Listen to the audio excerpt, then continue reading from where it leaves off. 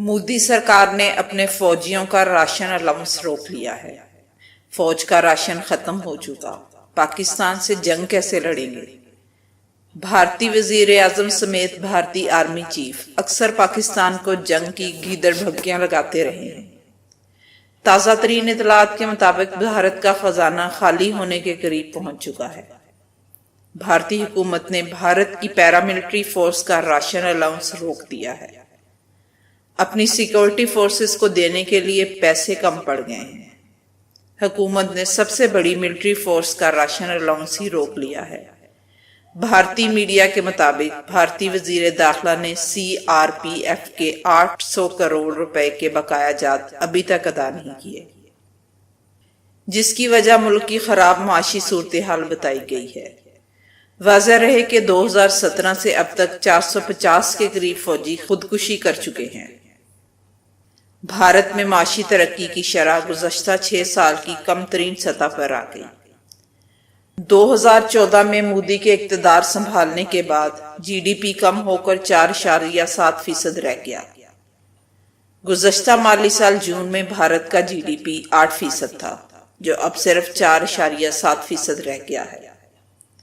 بھارتی حکومت کے اعداد و شمار کے مطابق پرائیویٹ سیکٹر اور پیداواری شعبے میں جمود معاشی ترقی میں کمی کی وجوہات میں سب سے نمایاں ہیں۔ زرعی شعبے میں ترقی کی شرح گزشتہ سال کے مقابلے میں آدھی رہ گئی ہے۔ امریکی نشریاتی ادارے CNN کے مطابق زراعت، تعمیراتی اور کنزیومر فنانسنگ جیسے شعبے جمود کا شکار ہیں، جس سے ہزاروں ملازمین بے روزگار ہو چکے ہیں۔ آکسفورڈ اکنامکس کی ہیڈ آف انڈیا پرینکا کشور کے مطابق معیشت کے مختلف نجی شعبوں سے ہزاروں ملازمین کو نکالا جا چکا ہے۔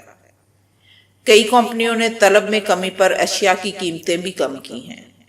دوبارہ وزیر اعظم بننے کے بعد نریندر مودی نے ٹیکس کی چھوٹ اور مختلف شعبوں میں غیر ملکی سرمایہ کاری پر 700 ارب روپے کے ریلیف کا اعلان کیا۔ بھارت میں اس وقت ٹیکسٹائل انڈسٹری کی حالت بھی انتہائی خراب ہے۔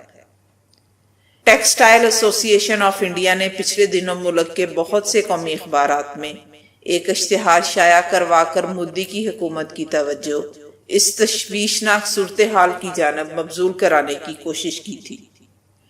ایسوسی ایشن کا کہنا ہے کہ اب تک 25 سے 50 لاکھ تک کی ملازمتیں ختم ہو چکی ہیں۔ جون 2018 کے عرصے میں بھارتی برآمدات 1064 ملین امریکی ڈالر تھی، جو اس سال کے اسی عرصے میں 695 ملین ڈالر رہ گئی ہیں۔ برآمدات میں 35% کمی ہوئی۔ CMI کے اعداد و شمار بتاتے ہیں کہ ملک میں ملازمین کی تعداد 45 کروڑ تھی، جو کہ کم ہو کر 41 کروڑ رہ گئی ہے۔ اس کا مطلب یہ ہے کہ 4 کروڑ لوگ بے روزگار ہو گئے ہیں، جبکہ مودی اور اس کے حواری جنگ کی باتیں کر رہے ہیں۔ جنگ ہوئی تو نہ GDP رہے گی اور نہ ہی BJP، کیونکہ پاکستان ایک عظیم ملک اور عظیم و بہادر فوجی طاقت کا حامل ملک ہے۔ بھارتی چینلز کی شام کی نشریات میں ان کے اینکرز جھوٹ بول بول کر منہ سے جھاگ نکال رہے ہوتے ہیں، اور ان کا یہ جھوٹ جس میں مقبوضہ کشمیر میں صورتحال معمول کے مطابق پرامن بتاتے ہیں، ان کے اپنے لیے مسئلہ بن رہا ہے۔ چونکہ جب ان کا میڈیا جھوٹی تصاویر دکھاتا ہے تو اس وقت دنیا دیکھ رہی ہوتی ہے، اور یہ سوال بنتا ہے کہ اگر صورتحال اتنی ہی اچھی ہے تو پھر انسانی حقوق کے ادارے، اقوام متحدہ کے ادارے، OIC کی انسانی حقوق کی کمیٹی مقبوضہ کشمیر کا دورہ کرنے کا مطالبہ کرتی ہے تو بھارتی پراپیگنڈے کو منہ چھپانے کی جگہ نہیں ملتی۔ بھارتی میڈیا رات گئے تک چیختا رہتا ہے کہ ہم اسلام آباد پر قبضہ کر لیں گے، کراچی میں گھس جائیں گے۔ ان جنگی جنون رکھنے والوں کے اپنے ہی تجزیہ نگاروں، صحافیوں، دانشوروں کی رپورٹس کا جائزہ بھی لینا چاہیے، جیسے حال ہی میں بھارت کے مشہور تجزیہ نگار پروان سوانی کی بھارت کی بڑی فوجی طاقت اور پاکستان کی چھوٹی فوجی طاقت کا موازنہ کیا ہے، جس کا لب و لباب یہ ہے اور بھارتی جنونیوں کو پیغام یہ ہے کہ پاکستان پر حملے کا سوچنا بھی نہیں۔ تجزیہ کار نے بہت شاندار انداز میں دونوں طاقتوں کا موازنہ کیا ہے۔ اگرچہ تجزیہ کار مسلمان ہوتا تو ایک اضافی طاقت کا بھی ذکر کر دیتا جو ایمان کی طاقت ہے۔ پاکستان کی بہادر افواج اپنے شعبے میں بے پناہ طاقت ہے، اس کے باوجود سچا مسلمان عددی طاقت کو ہرگز گنتی میں نہیں لاتا۔ موجودہ مادیت پرست دنیا میں ہمیں صرف اپنے زور بازو سے ہی دنیا کے ہر شعبے کا مقابلہ کرنا ہے۔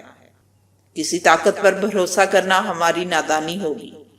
دنیا کے ذہنوں پر چھائی ہوئی امریکہ کی ہوا کسی کام کی نہیں، ہم نے دیکھ لیا ہے، اور ہمارے رہنماؤں کو بھی اندازہ ہو گیا ہوگا۔ سالسی کا کہہ کر سچے ہو گئے۔ امریکہ منافقانہ سوچ نے سچ بولا یا جھوٹ، مگر اپنے مطلب کے لیے وعدہ کیا۔ چونکہ افغانستان سے باعزت بھاگنے کے لیے پاکستان کی امداد کی ضرورت تھی، مگر حیرت ہے دوسری طرف امریکہ طالبان سے خفیہ ملاقاتیں بھی جاری رکھے ہوئے تھا، اور ان خفیہ ملاقاتوں، خفیہ معاہدوں کی ہانڈی بیچ سڑک پر ٹوٹ گئی۔ اس وقت اس سے پاکستان کیوں یاد نہ آیا؟ پاکستان افغانستان کا پڑوسی ملک ہے، وہاں کے امن یا افراتفری کا اثر پاکستان پر بھی پڑتا ہے۔ بغیر پاکستان کے مشورے سے کوئی مذاکرات یا معاہدہ کیا ہے؟ بھارت افغانستان طالبان امریکی مذاکرات کے امریکہ کی جانب سے انکار کرنے پر تالیاں بجا رہا ہے۔ یہ طے ہے کہ ماسوائے چند قریب ترین دوستوں کے سوا کوئی نہیں، اور اپنے زور بازو اور سفارتی کوششوں سے پاکستان کو کامیابیاں مل سکتی ہیں۔ بیرون دنیا میں امریکہ جیسے ڈھکوسلوں پر شادیانے بجانے سے باز رہنا چاہیے۔ کشمیری مجاہدین کی قربانیوں اور وزیر اعظم عمران خان کی کوششوں سے مسئلہ کشمیر دنیا کے حکمرانوں کے لیے ٹاک آف دا ٹاؤن بن چکا۔ اب پیچھے ہٹنے والا کوئی قدم نہیں۔